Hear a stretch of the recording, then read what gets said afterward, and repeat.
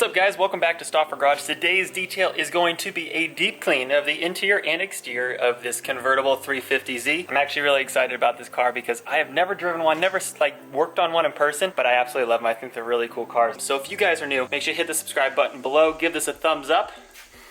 Let's get started.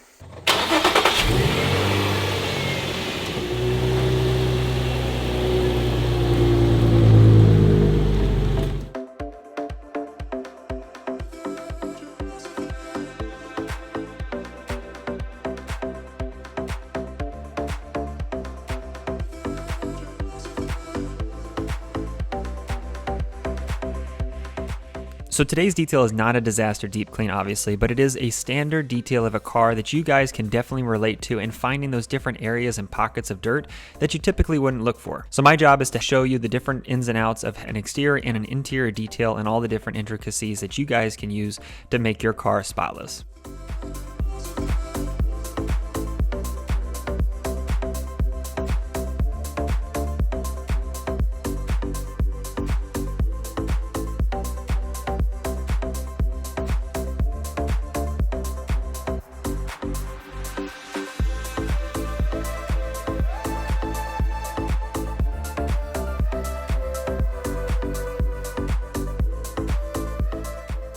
So the first thing we're going to do today is we're going to start with cleaning the engine bay. And now this is something that you don't do every single time you wash your car. You're going to do this probably seasonally, maybe a couple times a year. It just depends on how you drive your car and where you're driving it. So what I always like to do is lightly coat the entire engine with a little bit of water, underside the hood, inside the engine bay. Don't try to concentrate on a single connector or spraying water directly into the intake snorkel. And then I'm using a all-purpose cleaner in my spray bottle at a 20-to-1 ratio to lightly spray everything inside the engine bay and underneath the hood. And then I'm using my bristle brush to lift the dirt off the surface.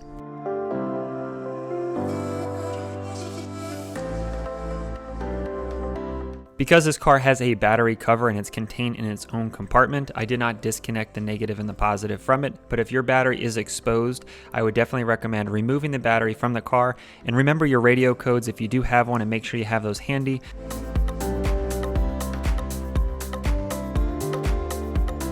Once the car has been brushed and getting all that dirt lifted, I'm using my hose just to rinse it off and then a microfiber towel to dry off the engine bay. For the underside of the hood, it just had the all-purpose cleaner sprayed on, and then I'm using a wet microfiber towel to just wipe it down.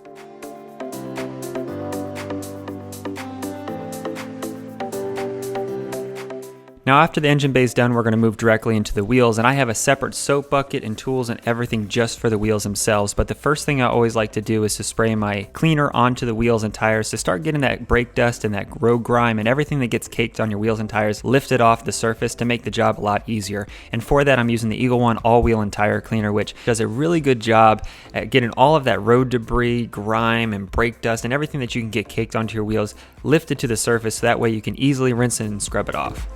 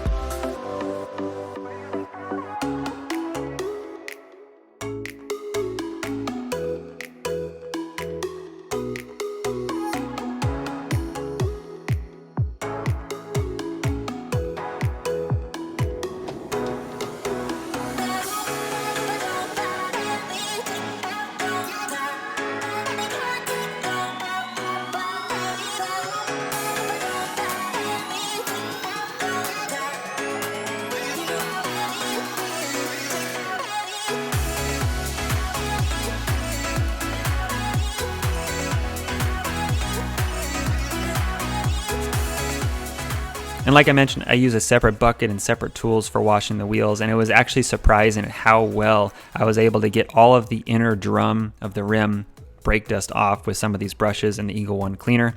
And then I also use the same process on the exhaust tips as well.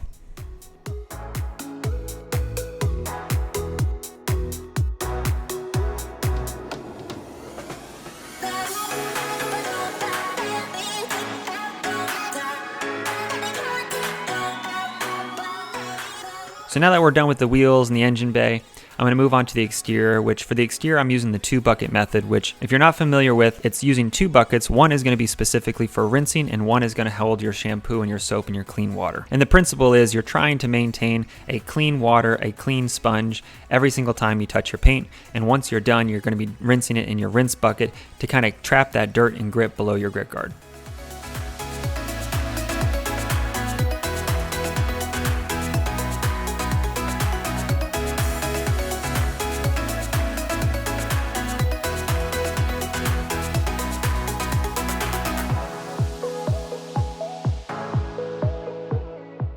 One tip I have for you guys is always try to do the tops of your car first. Do the hood, do the roof, then work your ways down the sides, and you're rinsing your sponge every single time you're getting done with a panel. But always save your lower sills, your front bumper, and your rear bumper for last. And the reason why you're doing that is because those are the dirtiest portions of your paint, and if you're using your sponge on those areas, you're risking the possibility of bringing some of that dirt to the top parts of the panel and scratching further.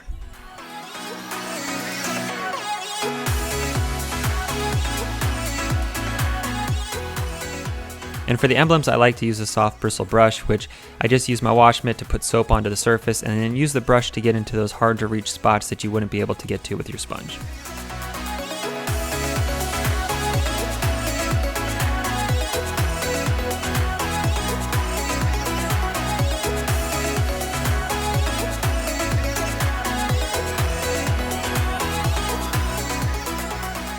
Now that we're done washing the car, you guys can see that the sun is starting to get onto the car, so it's time to hustle, get the car into the garage, and then dry it off.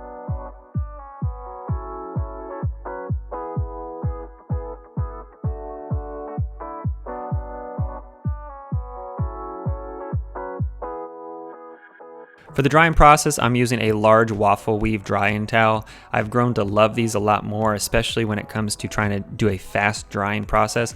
They do a really good job at soaking up a ton of water, and because they are larger, you can drag them across the entire hood pretty much and get a lot of the water off very quickly.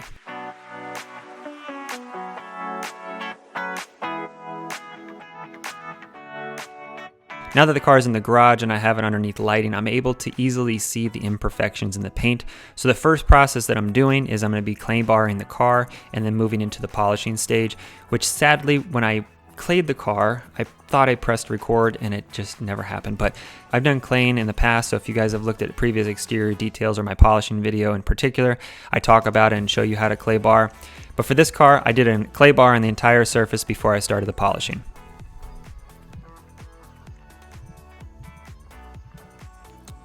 Now for polishing, I use a random orbital. Now for the polishing, I use an orbital polisher, and then I'm using a one-step finishing polish with a mild to medium cutting pad. And the polishing compound's really good at just allowing you to do one pass to get the car probably 95% swirl-free.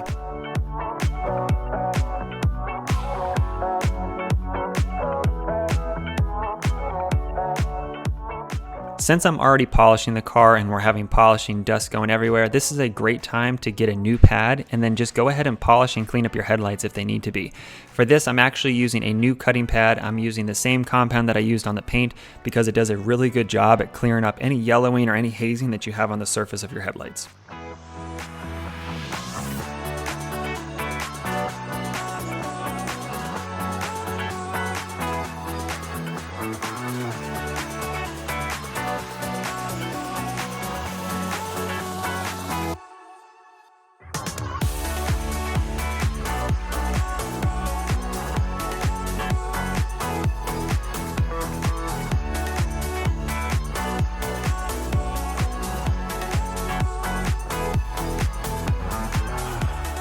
Now that the car is completely polished and cleaned up, we're going to move to the wax stage, which I'm just using a standard synthetic carbonuba type wax. I like doing these because they go on really easily and off really easily, and if the car is maintained reasonably well, it does a good job of protecting the paint, giving it a high gloss shiny look, and also beating away any water that gets on the car. And once again, I've hired my twin to help me out with the waxing.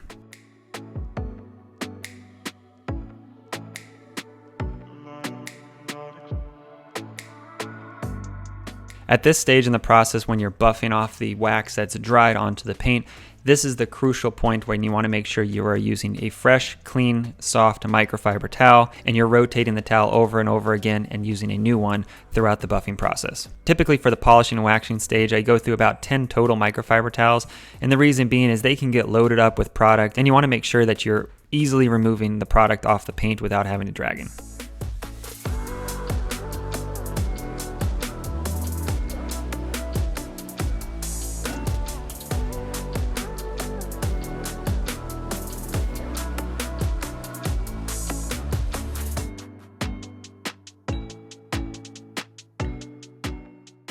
Now as my final exterior step, I'm just using my tire glaze to coat the wheels to give them that extra shine that is longer lasting.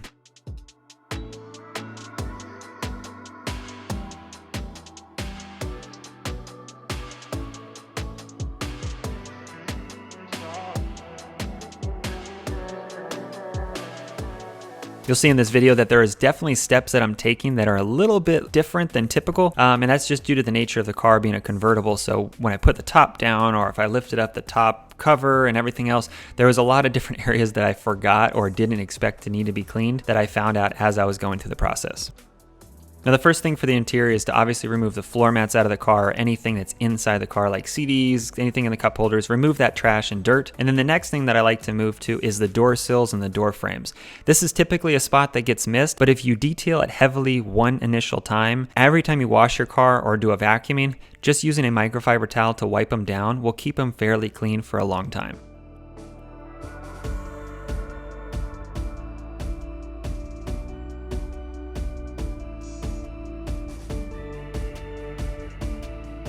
Next, we're moving to the door panels, and for that, I'm using a soft bristle drill brush and my all-purpose cleaner onto those panels to get into those different textures and everything that you have on door panels that is really hard just to get to by hand.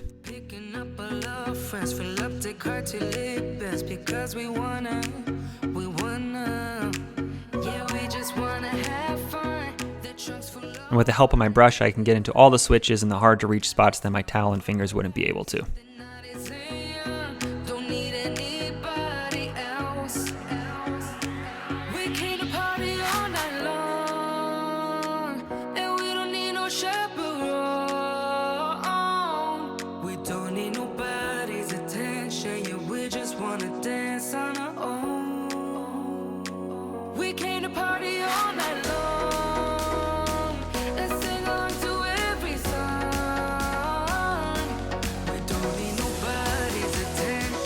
The next spot I'm going to move to is I'm starting to move to that rear top cover of the convertible top, and then also to those roll bar covers for the seats, and starting to work my way around the car.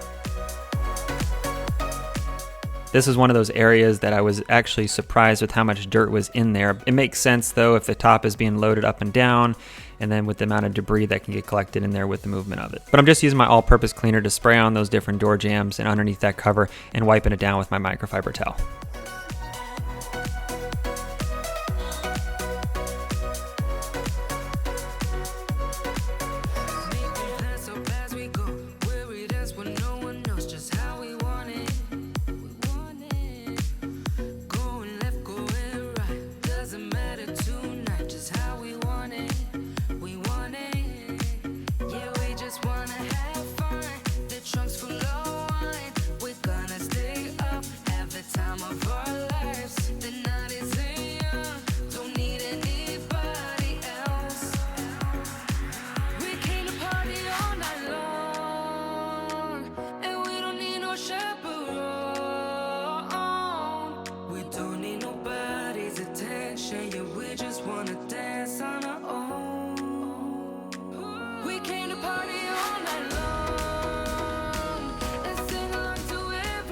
Next, I move into the leather seats, which these seats are a white cream color, and using my Lexol cleaner and conditioner, I was using my bristle brush to get into all those different perforations along the different stitch seams to get those cleaned.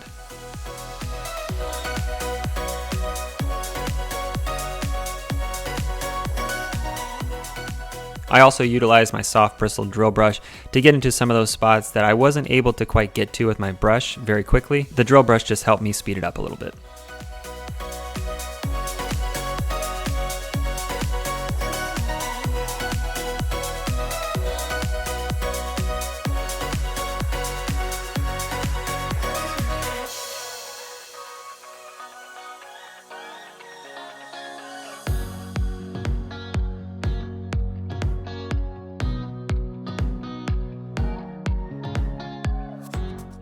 Now that the seats are cleaned and conditioned, I'm going to be using my all-purpose cleaner to wipe down all of the different plastic trims on the side and the back of the headrest and the back of the seat before moving into the vacuuming stage.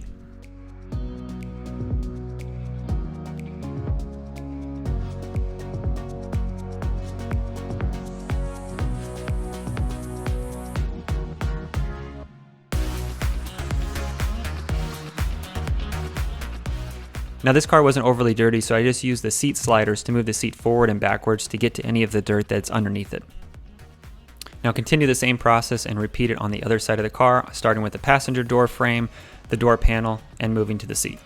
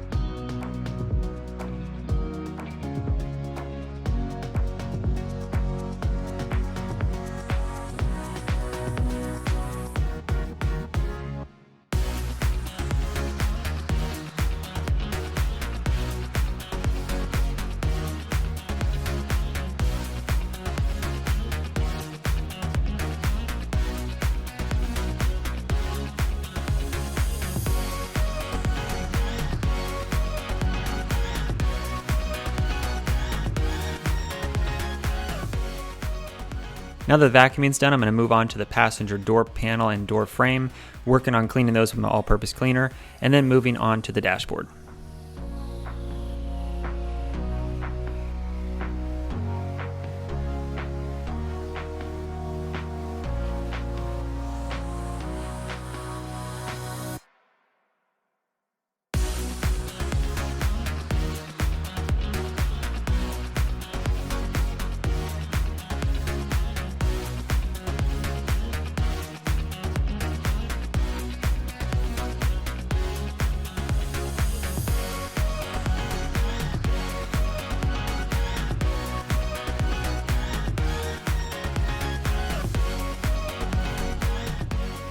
For all the air vents and all the different pockets and different hard to reach spots, the bristle brushes definitely come in handy with getting those cleaned.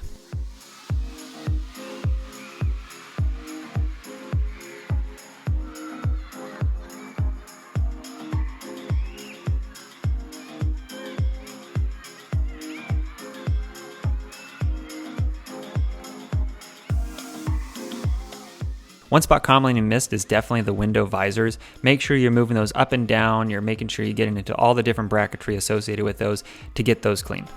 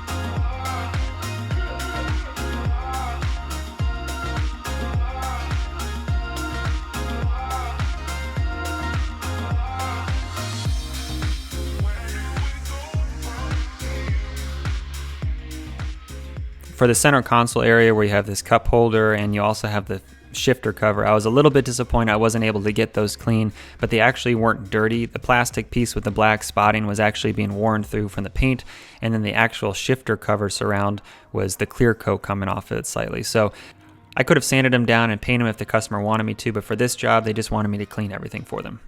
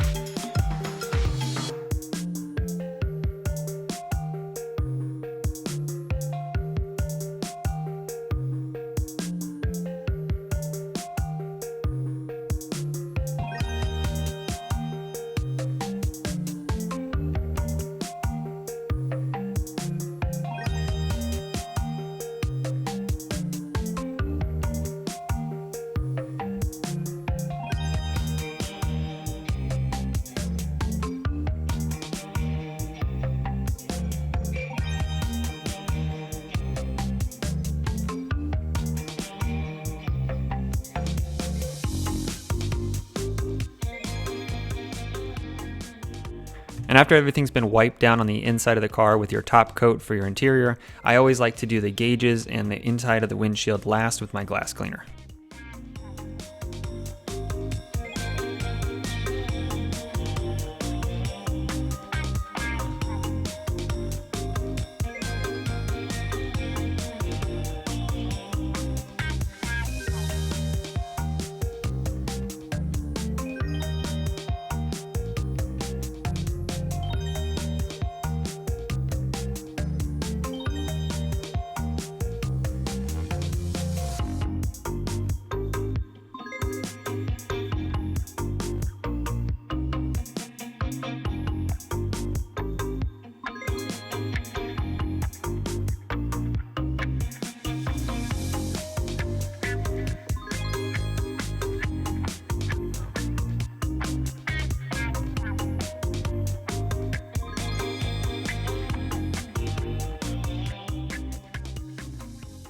Now for the engine bay, I'm using the same dressing that I used on the interior and lightly spraying it across the engine bay and wiping it off with a microfiber towel.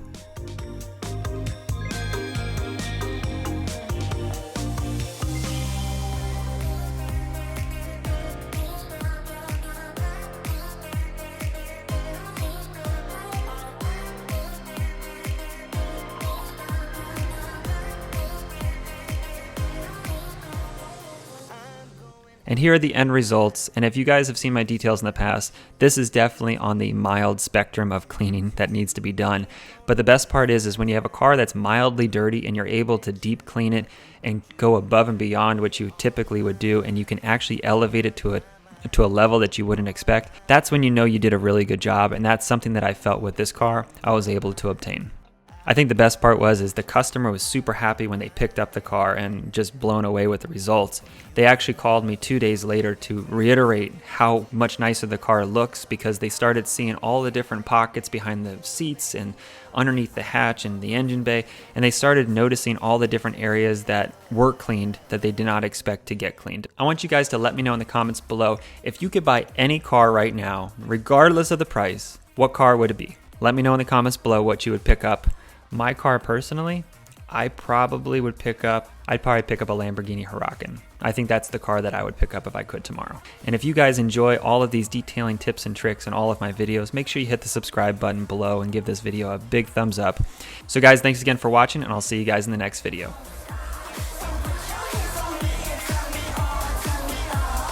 I'm going out my mind. Give me some directions to get to you.